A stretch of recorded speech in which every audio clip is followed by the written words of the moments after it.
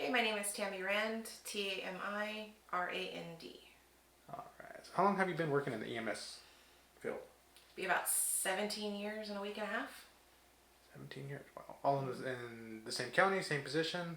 I started in LA County and then for about 4 years, and now I've been in San Bernardino County. EMT, been a scheduler, and now operations supervisor. And how long have you been a supervisor for? 2 years. 2 years. And you were scheduling for how long? Oh boy, 8 to 9 years. And what is your current disposition on PTSD in the EMS community? It's there. People don't ask for help. Unfortunately, it's probably more prevalent than most people think it is. Have you had to deal with it yourself?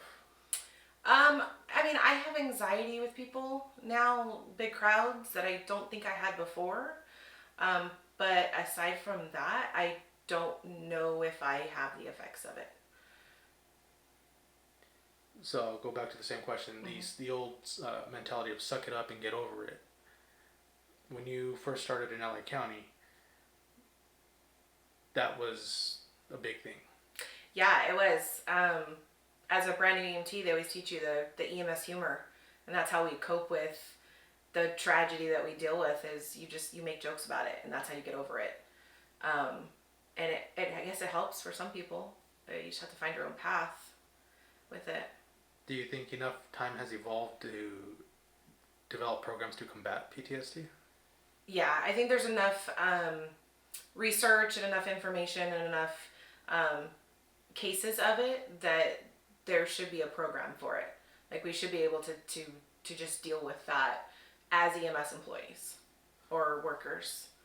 So the programs that you have available to you through the company, do you feel they do enough?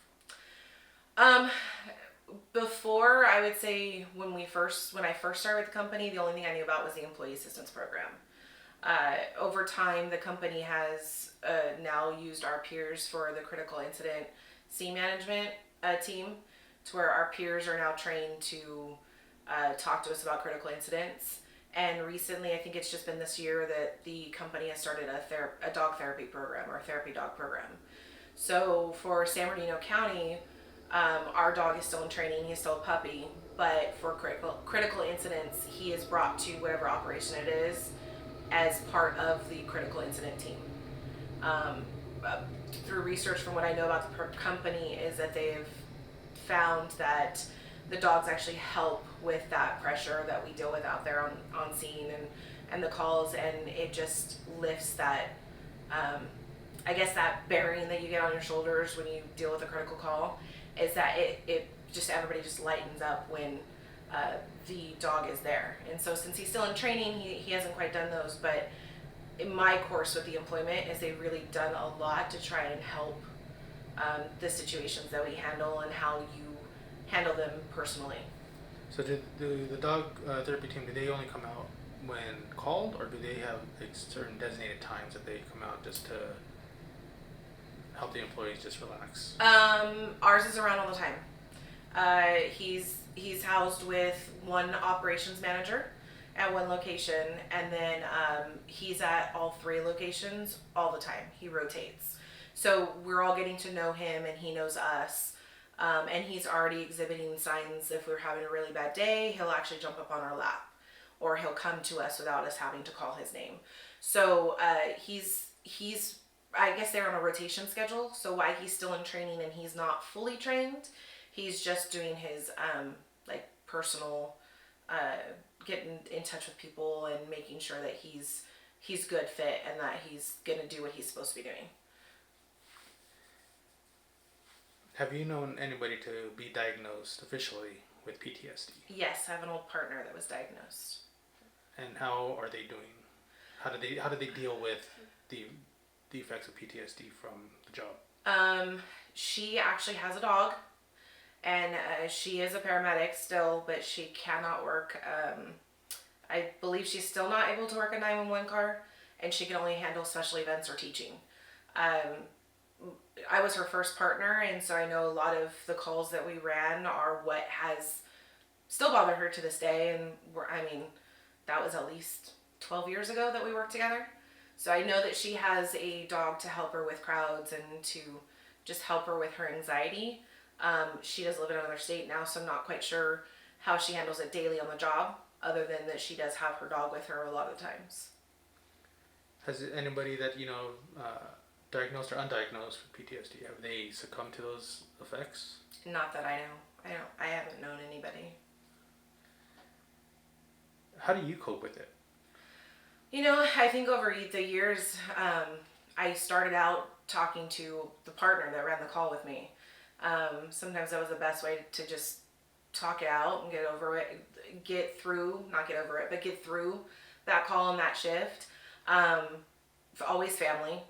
And of course now, if I do run a call, since I'm not on the unit all the time, it's still family.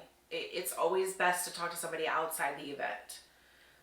There's no opinions. There's no, other view from another provider about what could have happened or what did happen. And it's that person who doesn't know otherwise. Do you feel that it's easy for your colleagues to reach out for help?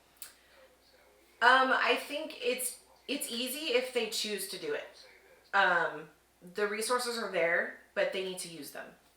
And I think that's the challenge that people have, is that they're not willing to admit that they need the help. So in that retrospect, I guess they don't really reach out. It's easy if you know they're there and if you're willing to take that opportunity to talk to somebody and to utilize what is there for you. But you have to ask for it first. So after 17 years of being in EMS, and being in a supervisor role now, when you do jump on a rig and the call first drops, what are you thinking?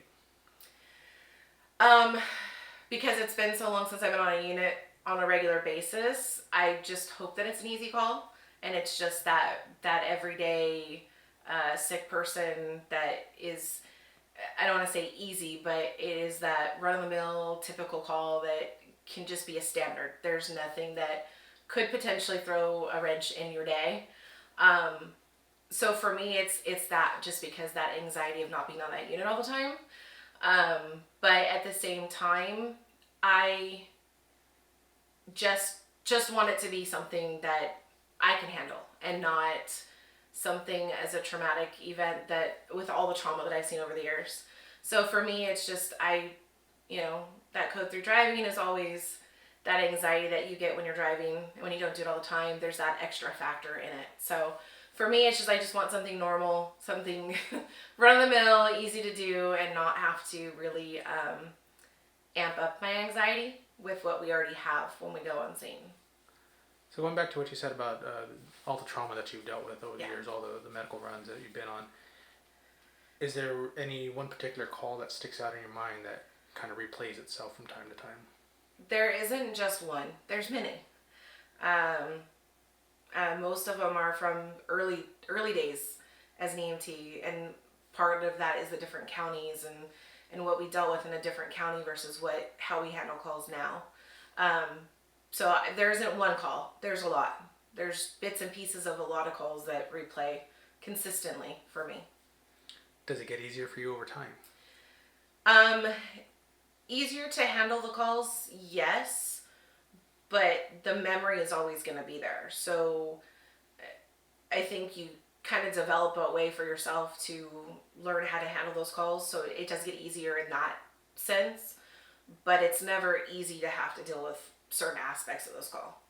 The upset family members on scene, or the parent is the patient and you have a small child that is seeing what's happening. So those aspects don't get easier, because you're always going to have those, but you personally learn how to deal with it. And I think that's what the aspect is, gets easier with that, is that you learn how to deal with it for yourself. So going back to the programs available to you, and the old mentality of suck it up and get over it, it really hasn't left the community. From my experience, it's still there. It's still there. Mm-hmm.